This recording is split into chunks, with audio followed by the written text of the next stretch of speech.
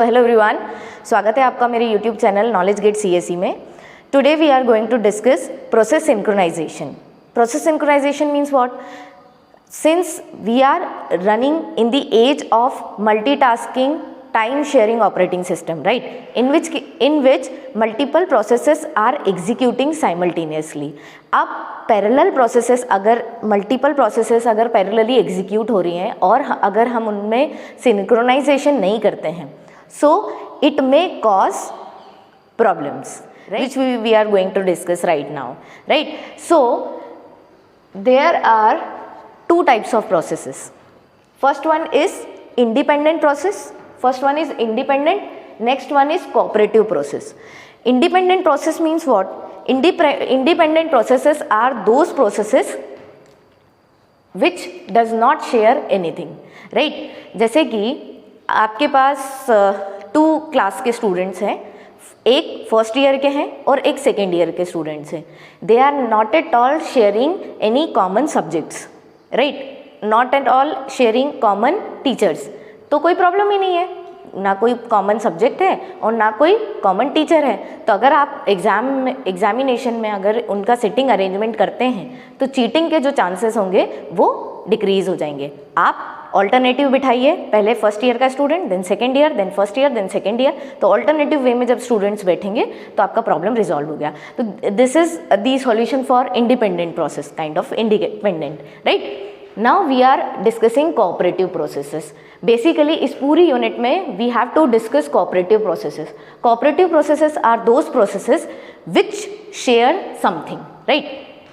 They may share variables, they may share memory, they may share common code, they may share common resources, like they may share CPU, they may share printers, scanner, है ना, कुछ भी share कर सकते हैं. तो जो भी प्रोसेसेस, पैरेलल प्रोसेसेस जो कुछ कॉमन शेयर कर रही होंगी वो आपकी कहलाएंगी कोऑपरेटिव प्रोसेसेस, राइट. अब कोऑपरेटिव प्रोसेसेस प्रॉब्लम कैसे क्रिएट करती है वो हम लोग देखते हैं.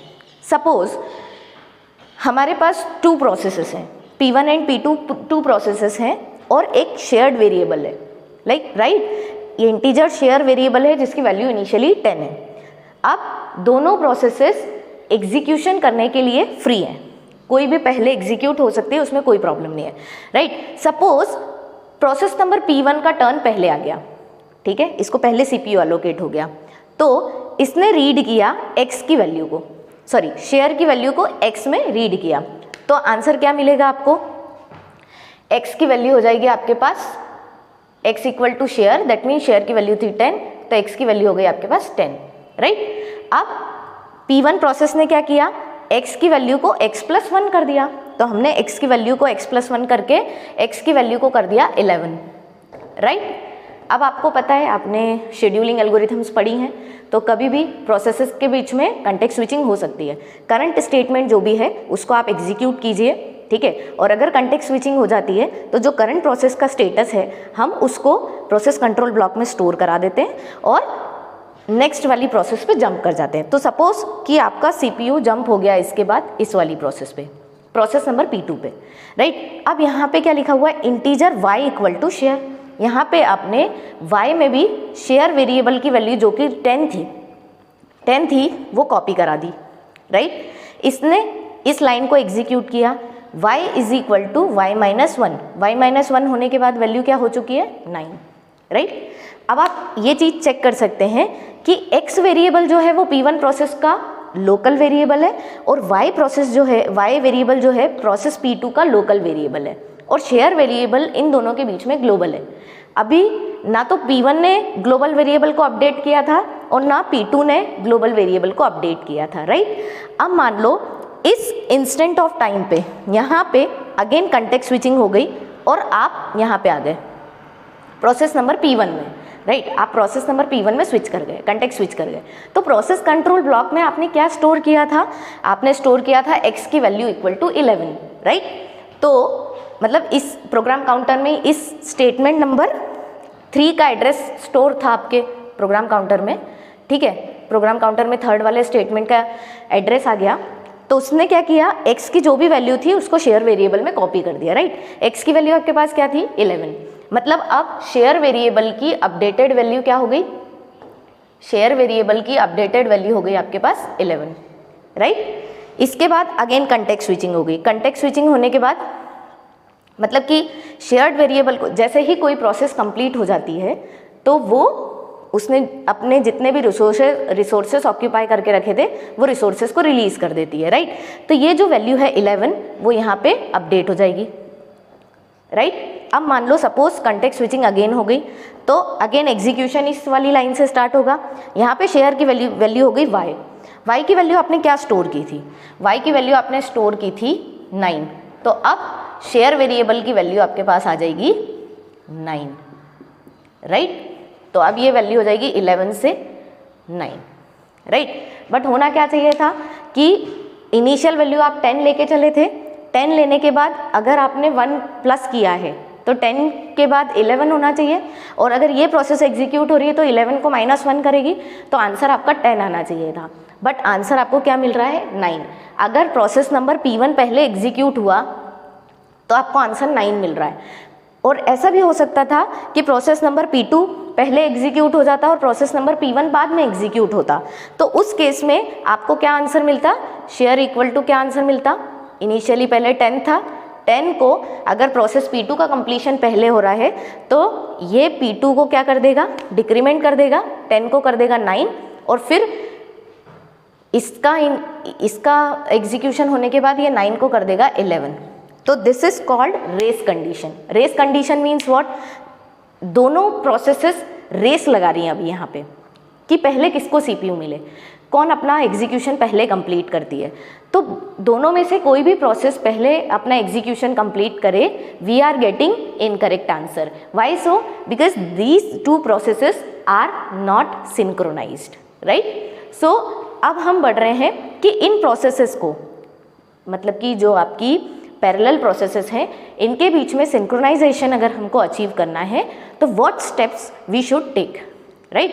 सो पहले पढ़ते हैं क्रिटिकल सेक्शन क्या होता है।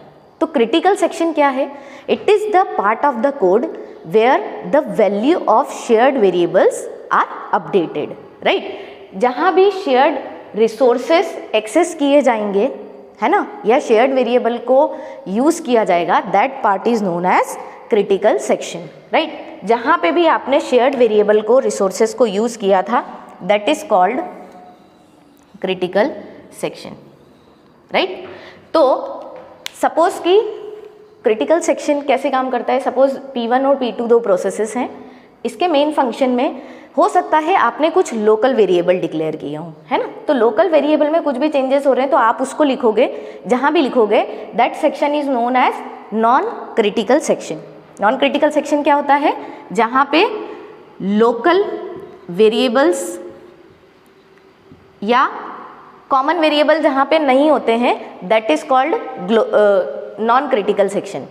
Then entry section, critical section में एंटर होने के जस्ट पहले का जो भी कोड होगा that is called entry section, right. उसके बाद क्रिटिकल सेक्शन क्या होगा, जहाँ पर भी कॉमन वेरिएबल, जो भी इन दोनों प्रोसेसेस के बीच में कॉमन होगा, वो वेरिएबल जहाँ भी अपडेट होगा that is known as critical section. Critical section से बाहर आने के बाद आप कुछ ना कुछ चेंजेस परफॉर्म करोगे, तो जिस जगह पे चेंजेस होंगे that is known as exit section. Clear. So P1 P2 दोनों कॉमन प्रोसेसेस, P1 P2 दोनों प्रोसेसेस हैं, साइमल्टेनियसली एग्जीक्यूट हो रही हैं, तो जिस जगह पे वो कॉमन वेरिएबल को शेयर करेंगी, अपडेट करेंगी, that section is known as critical section. So this was all about critical section. Now how do we achieve process synchronization. ठीक है, हम अब डिस्कस कर रहे हैं how to achieve process synchronization techniques, कि हम प्रोसेसेस को सिंक्रोनाइज कैसे करते हैं। तो there are 3 properties, 3 main points, जिनके बेसिस पे हम बोल सकते हैं कि yes these 2 processes are completely synchronized, right. तो very first point is mutual exclusion. Very first property is mutual exclusion. Mutual exclusion क्या कहता है, अगर सपोज एक प्रोसेस P1 अपने क्रिटिकल सेक्शन को एग्जीक्यूट कर रही है, suppose process P1 is executing its critical section, then process P2 is not allowed to enter in its critical section. Means what, अगर प्रोसेस P1 क्रिटिकल सेक्शन में है तो OS किसी और प्रोसेस को क्रिटिकल सेक्शन में एंटर नहीं करने दे सकता. That property is known as mutual exclusion. Second is progress. Progress means what? अगर सपोज P1 प्रोसेस है, इसको CPU ने पहले ही शेड्यूल कर दिया है. सपोज P1 प्रोसेस अपना नॉन क्रिटिकल सेक्शन एग्जीक्यूट कर रही थी, एंट्री सेक्शन भी एग्जीक्यूट कर लिया, but it does not want to enter in its critical section. Then OS को क्या करना चाहिए? अगर ये क्रिटिकल सेक्शन में नहीं जाना चाहती है तो जिस प्रोसेस को क्रिटिकल सेक्शन में जाने की इच्छा है उसको शेड्यूल कर देना चाहिए. और ये जो प्रोसेस है P1, ये इस प्रोसेस को क्रिटिकल सेक्शन में एंटर करने से स्टॉप नहीं कर सकती. मीनिंग क्या है? प्रोग्रेस क्या बोलता है? अगर कोई प्रोसेस अपने क्रिटिकल सेक्शन में एंटर नहीं होना चाहती है तो OS किसको क्रिटिकल सेक्शन में एंटर होने देगा? जो भी प्रोसेस क्रिटिकल सेक्शन में एंटर होना चाहती है उसको, राइट? और कौन सी प्रोसेस एंटर होगी क्रिटिकल सेक्शन में, वो डिसाइड करने में प्रोसेस P1 पहली बात तो इंटरफेयर नहीं करेगी, राइट? और ये दूसरी प्रोसेस को क्रिटिकल सेक्शन में एंटर करने से स्टॉप भी नहीं करेगी. क्लियर? तो that thing is known as progress. ये जो दो प्रॉपर्टीज हैं ये सबसे ज़्यादा मेन प्रॉपर्टीज होती हैं प्रोसेस सिंक्रोनाइजेशन का सॉल्यूशन आइडेंटिफाई करने के लिए, right? Third property is bound and wait. Bound and wait मतलब क्या होता है कि हर एक प्रोसेस को चांस मिलेगा. ऐसा नहीं है कि प्रोसेस नंबर P1 है, इसको आपने एग्जीक्यूट कराया, क्रिटिकल सेक्शन इसने अपना कंप्लीट कर लिया. प्रोसेस नंबर P2 को भी क्रिटिकल सेक्शन एंटर करना चाहती थी, प्रोसेस P2 भी क्रिटिकल सेक्शन में एंटर होना चाहती थी, बट अगेन P1 ने अपना एग्जीक्यूशन कंप्लीट किया और वापस से P1 शेड्यूल हो गई, राइट? P2 को चांस ही नहीं मिल रहा है. P2 इनफाइनाइटली वेट करती जा रही है, स्टारवेशन हो रहा है, वो उसको कभी CPU मिल ही नहीं पा रहा है. ऐसा नहीं होगा. बाउंड एंड वेट क्या करेगा? बाउंड एंड वेट इंश्योर करेगा अगर इन दोनों प्रोसेस, अगर दो प्रोसेसेस एग्जीक्यूट हो रही है, ये हो सकता है कि ये प्रोसेस 1 2 3 टाइम्स एग्जीक्यूट हो रही है और देन प्रोसेस नंबर P1 को एक बार चांस मिल रहा है, फिर ये 1 2 3 टाइम्स एग्जीक्यूट कर रही है और फिर इसको एक बार चांस मिल रहा है. ऐसा चलेगा.